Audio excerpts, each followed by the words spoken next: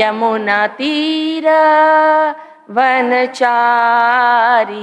जय राधा माधव कुंज बिहारी जय राधा माधव कुंज बिहारी हरे कृष्णा कृष्ण कृष्ण हरे हरे हरे रामा राम राम हरे हरे हरे कृष्णा कृष्ण कृष्ण हरे हरे हरे रामा राम राम हरे हरे हरे कृष्णा कृष्ण कृष्ण हरे हरे हरे रामा राम राम हरे हरे हरे कृष्णा कृष्ण कृष्ण हरे हरे हरे रामा राम राम हरे हरे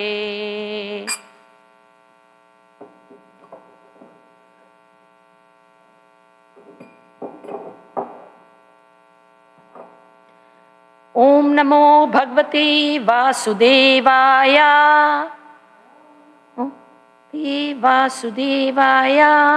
ओम नमो भगवते वासुदेवाय ओम नमो भगवते वासुदेवाय. Okay, so today we are reading from Canto 3, Chapter 7, verse number 5, and it's a beautiful verse and purport. You all will really like it, I'm sure. So let's get started. देशत कालतो योसाव अवस्थता स्वतोन्यता अविलुप्ता अबोधात्मा सयुज्यता जया कथम. देशता कलातो योसाव अवस्थता स्वतोन्यता अविलुप्ता बोधात्मा स युज्येता जया कथम. माताजी. देशता कालतो योसाव अवस्थता स्वतोन्यता अविलुप्ता अबोधात्मा सयुज्येता जया कथम. Prabhu? Okay, so I will read one more time.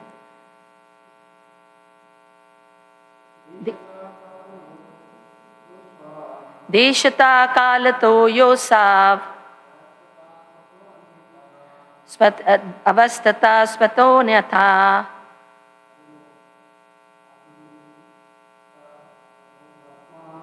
अविलुप्ता बोधात्मा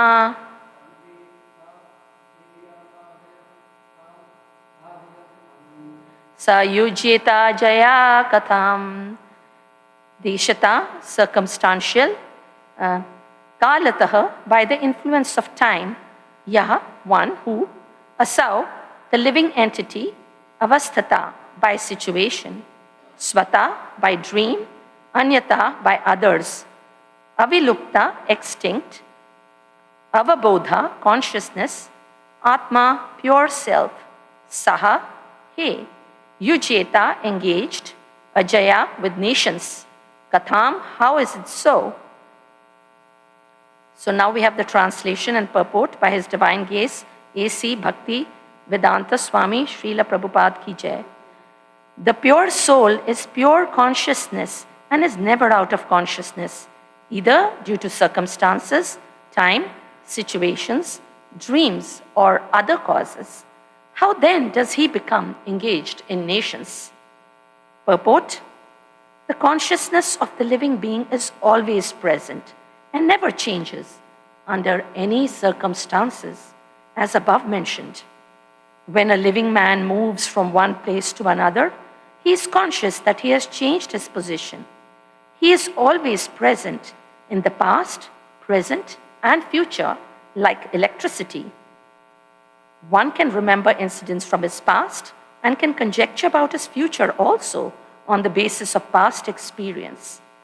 He never forgets his personal identity, even though he is placed in awkward circumstances. How then can the living entity become forgetful of his real identity as pure spirit soul and identify with matter unless influenced by something beyond himself? The conclusion is that the living entity is influenced by the avidya potency, as confirmed in both the Vishnu Purana and in the beginning of Srimad Bhagavatam. The living entity is mentioned in the Bhagavad Gita 7.5 as Paraprakriti, and in the Vishnu Purana he is mentioned as the Parashakti. He is part and parcel of the Supreme Lord as the potency and not as the potent. The potent can exhibit many potencies, but the potency cannot equal the potent at any stage. One potency may be overcome by another potency, but to the potent, all potencies are under control. The jiva potency, or the kshetragya shakti of the Lord, has the tendency to be overpowered by the external potency, avidya, karma, samagya, and in this way he is placed in the awkward circumstances of material existence. The living entity cannot be forgetful of his real identity unless influenced by the avidya potency. Because the living entity is prone to the influence of the avidya potency, he can never equal the supreme potent. So very nice purport by Srila Prabhupada. So we can get started. Om Ajnana Timirandasya Jnananjana Shalakaya Chakshu Unmilitam Yena Tasmai Shri Guruve Namaha. So I seek the blessings of all the Vaishnavas before beginning the class so that I can speak something of use. This is actually part of this chapter, which is Canto 3, Chapter 7, and further inquiries by Vidura. So Vidura is inquiring from Maitreya a number of different questions he's asking, as we know, like from the beginning of the chapter. Vidura is asking a number of questions. For example, for instance, is it okay, Prabhu? Okay. Some of the questions that he asks, earlier on, prior to this particular question, is that how can the Lord, the Lord is spiritual and he is transcendental. So how can he be connected to the material gunas? That's the first question he asks. And then he also notes that the Lord is detached from everything. And then why does then he, create, maintain, and destroy this particular world by his Maya Shakti? So those are some of the questions that he's asking Maitreya. And then he's asking this beautiful question, which I think is really at the heart of spirituality, because I think this is where spirituality starts. Like Prabhupada says, we are not the body. So the translation really reads that the pure soul is pure consciousness and never out of consciousness, either due to circumstances, times, situations, dreams, or other causes. How then does he become engaged in nations? So one point to note here is we know that the scientists, they often say that everything comes from matter, everything is a chemical reaction, chemicals and so on. But unfortunately, they just put God out of the equation altogether, which is what most unfortunate. As a matter of fact, yesterday I was reading, the book, and Srila Prabhupada is talking the science of self-discovery, actually, and Srila Prabhupada is talking to one scientist named Gregory Benford, who was the associate professor of the University of Irvine. And Srila Prabhupada was explaining, they were going back and forth about the value of science, and Srila Prabhupada was trying to explain how the soul is so important. And Srila Prabhupada admitted, he says that we don't say that this scientific knowledge is useless. Mechanics, electronics, this is also knowledge. But the central point is Atma-jnana, knowledge of the soul. So we spend so much time in universities learning about computer. Like, I was just thinking, that when I was reading this, that we spend so much of time in universities, learning about algorithms, computer operating systems. But we never spend time learning about our own operating system, what are we made of, and who am I? And this verse actually very briefly explains who we really are. And this is where our spirituality starts once we come to know this. So the first part of the purport, Srila Prabhupada says that the consciousness is always present, in all of us, it's always present. It's never that we lose our consciousness. So circumstances may change, time may change, situations may change, dreams or other causes, but the thing is, we are always pure consciousness. So supposing I was to go from Chicago to Boston, I may say, okay, I'm Mrs. So-and-so or Mr. So-and-so, and I'm going from here to there. I identify myself, as so-and-so, that is by my body mainly, I identify myself, and I don't forget that. And also, I remember parts of my past, most of my past, and, based on that, I can conjecture what will happen in the future. Like, for example, a thief, if he's stealing day in and out, and the police is after him, he may think that, okay, sometime in the future, there may be a possibility I may be caught. So we can, based on our bodily activities, we can predict, somewhat predict that, okay, what could happen, So, but that is mostly looking at the bodily conception of life. And we never forget that, even when Srila Prabhupada says that, under all circumstances, we never forget that, actually. Actually, there are 3 states of consciousness, one is deep sleep, when one is dreaming, and then sleeping and dreaming stage, which is not that restful, but kind of, you're dreaming, and one is the awake state. But all the 3 stages, this consciousness is always present. It's always there behind us. So, so basically, this is what is this, that we tend to forget that we are the pure soul. And it's very easy to say that, that I'm not the body, I'm not this, I'm the spirit soul. But what happens is that practical application is very, very difficult. Say, for instance, right now you hear it, then you go to work or you go to home, and then you start saying, oh, I want this, I want this, I want this. It's always like, me and mine, and it's like called aham mameti, me and mine, It starts with the body. So, so basically now what happens over here is that Srila Prabhupada goes further and he says that what is actually causing all this problem? Why is it that we are forgetting? And actually even one of the devotees asked Srila Prabhupada, why are we not perfect? And why did Krishna actually give us independence? Why? And Srila Prabhupada said, and why we were not perfect is what the devotee was asking. And the Srila Prabhupada was saying, this is perfection that we have independence, and love is an affair of the heart. It does not mean that we have to have no choice. And this reminded me, if you love someone, set it free. If it comes back to you, it's yours. If it doesn't, it never was. So that's what Krishna is doing. He's just letting us free. He loves us. He doesn't want to restrict he wants us to come to him out of our own free will, not that he's not trying to force us into doing something. But what is happening to us? What is happening to us is that we are, what Srila Prabhupada is rightly mentioning, is that we are influenced by the avidya potency, as confirmed in Vishnu Purana and Srimad Bhagavatam. So we come under this avidya potency. And avidya potency, we come under the influence of Maya. And our Krishna consciousness movement is actually a war against Maya.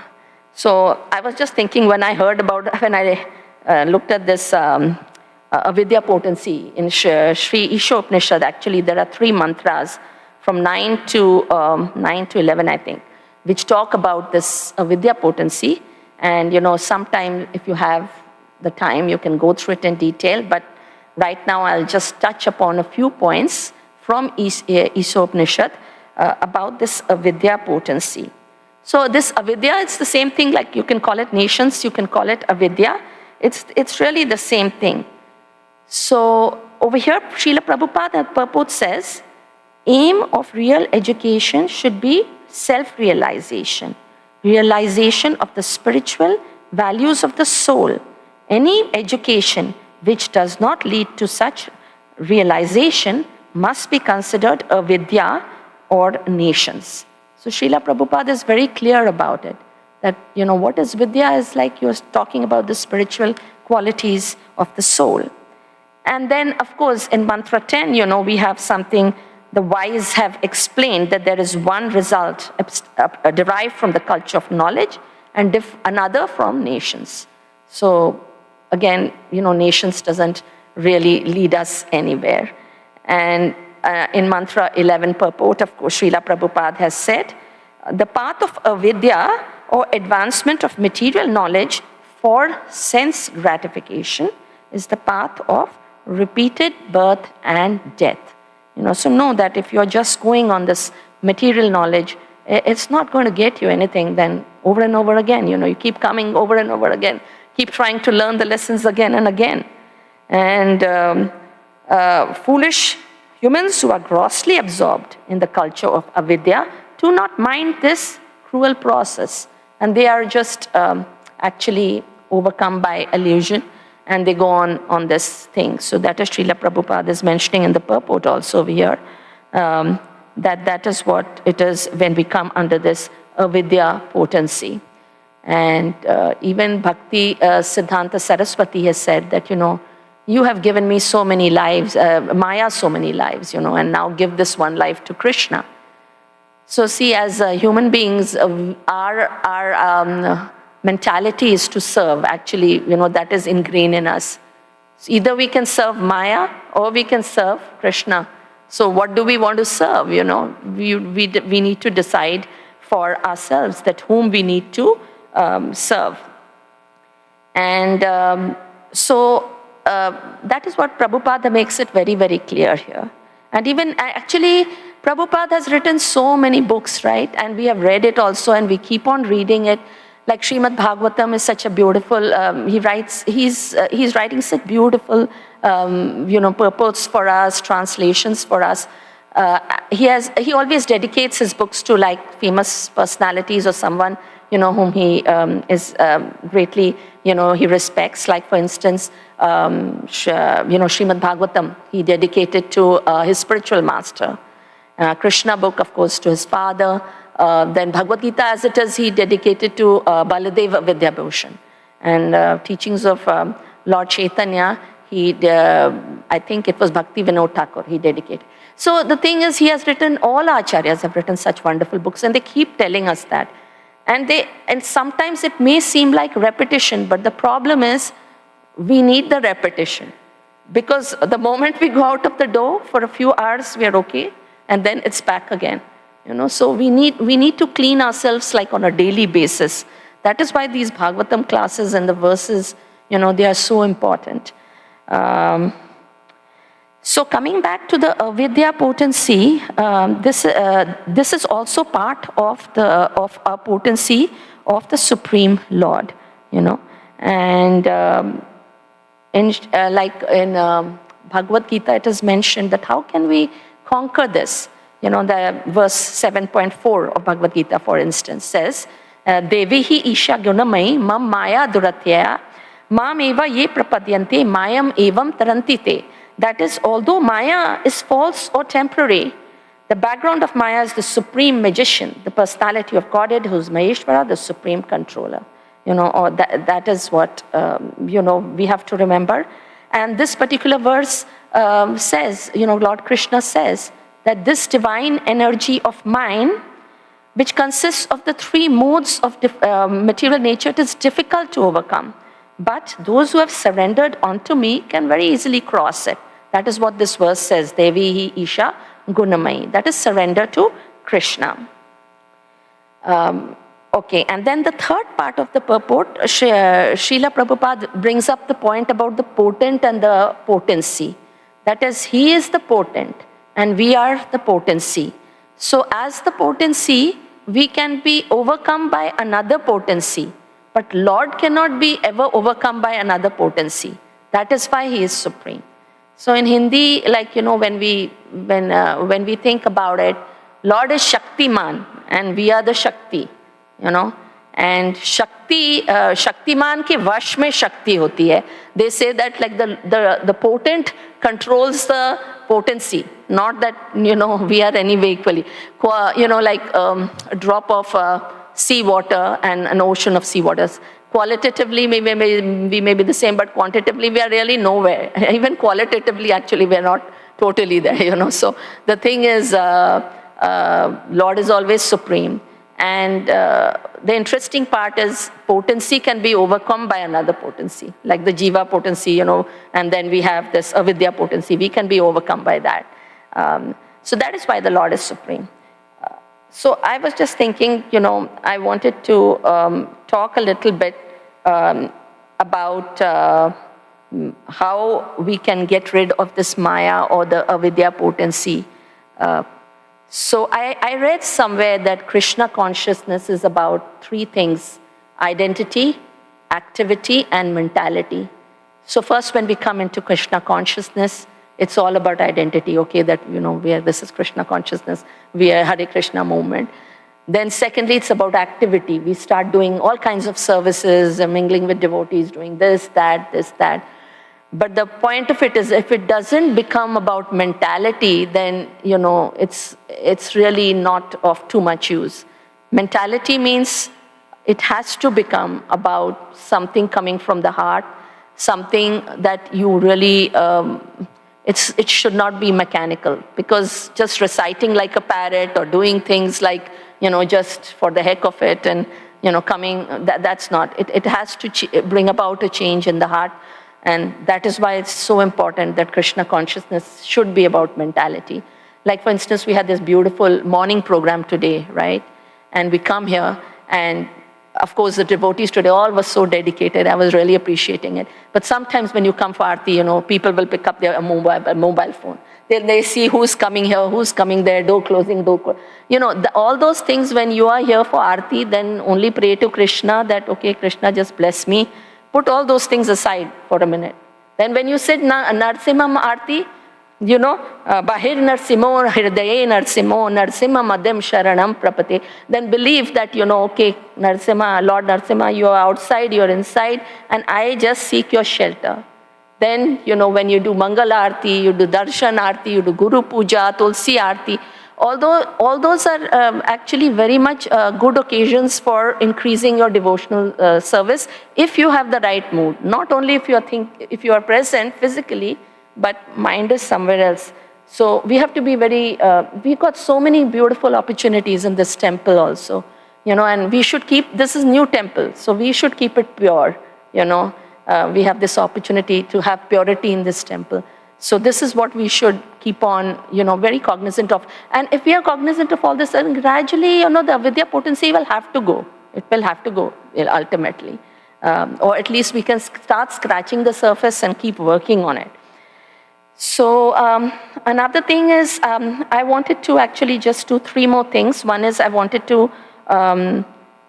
recite a verse from Bhagavad Gita, which the Lord considers it important for us to do. Then I wanted to tell you a short story, and I just wanted to conclude with some prayers from a very elevated devotee. So Bhagavad Gita, you must have heard this particular verse, 18.65. Manmana bhava mad bhakto mam madhyaji mam namaskuru mam ivaisi satyam te pratijane priyosi me. Always think of me as your devotee. Worship me, offer your homage unto me, thus you will come to me without fail. I promise you this because you are my dear friend. So the Lord clearly mentions that, become my devotee. Clearly, I mean, there's no ambiguity about it. Yet some people have such a hard time even with that, But Lord has clearly mentioned that in Bhagavad Gita. So our endeavor should be to move towards perfection gradually, gradually.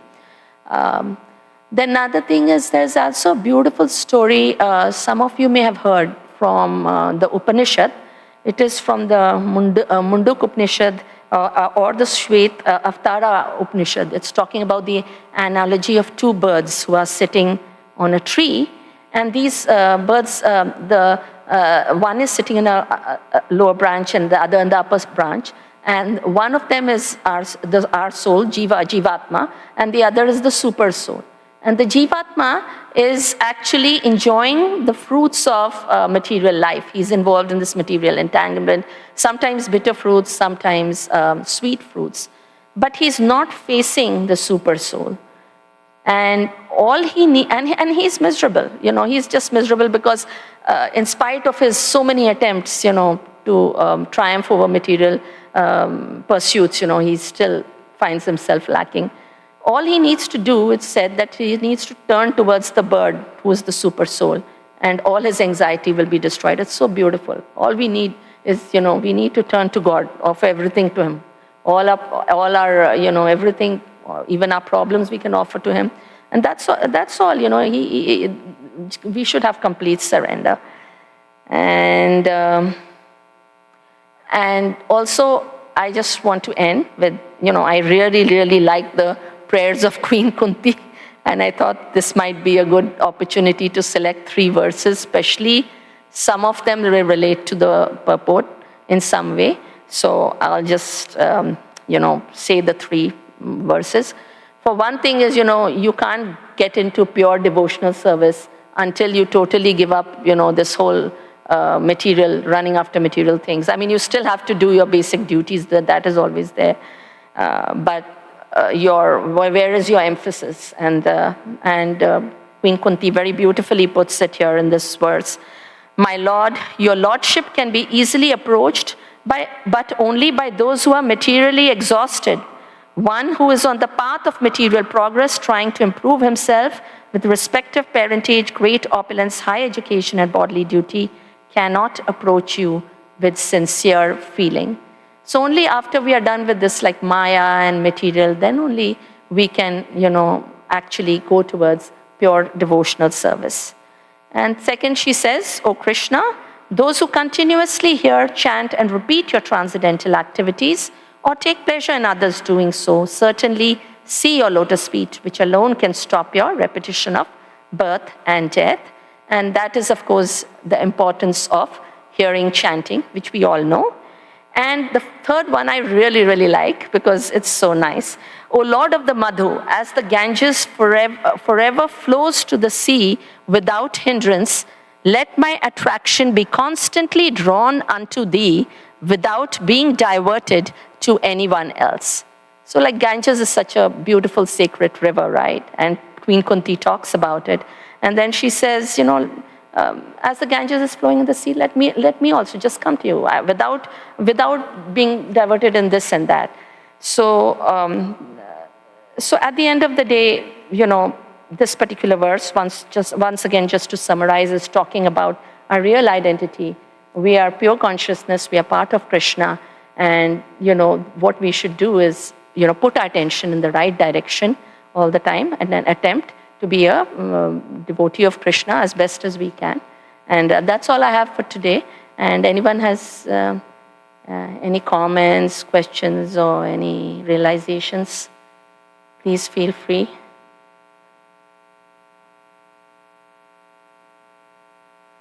Sandhya Mataji, you want to say something?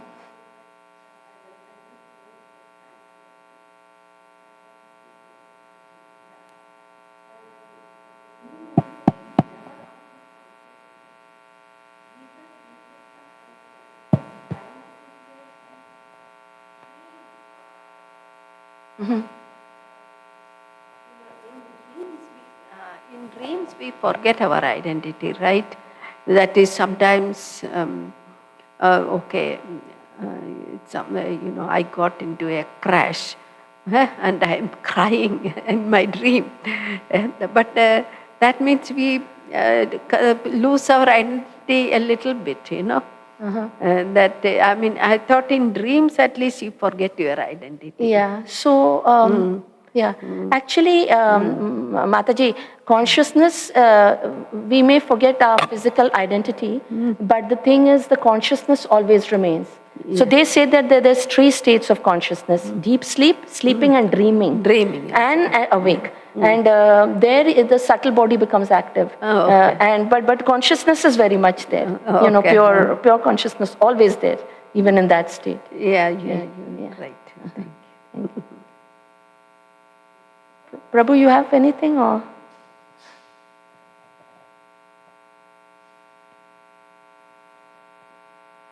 Thank you, Mathaji. I was just by these couple of sentences in the purport. Yes, sir.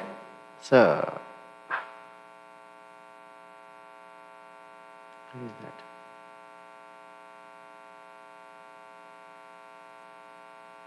that? This regarding the potent and potency. So Prabhupada is saying that the living entity is part and parcel of the Supreme Lord.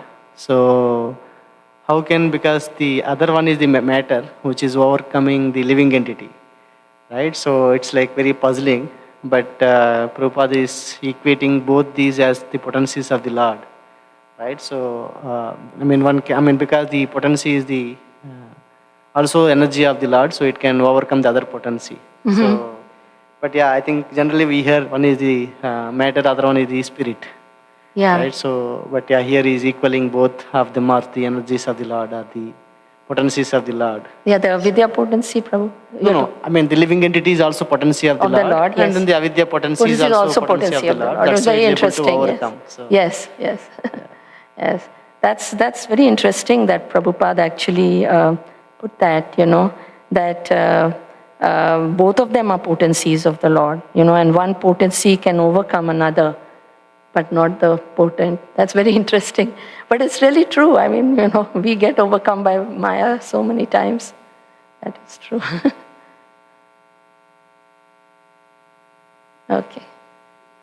Okay, thank you so much for attending. I'm so grateful for you all for attending, spending your time there. Okay. Granth Huh?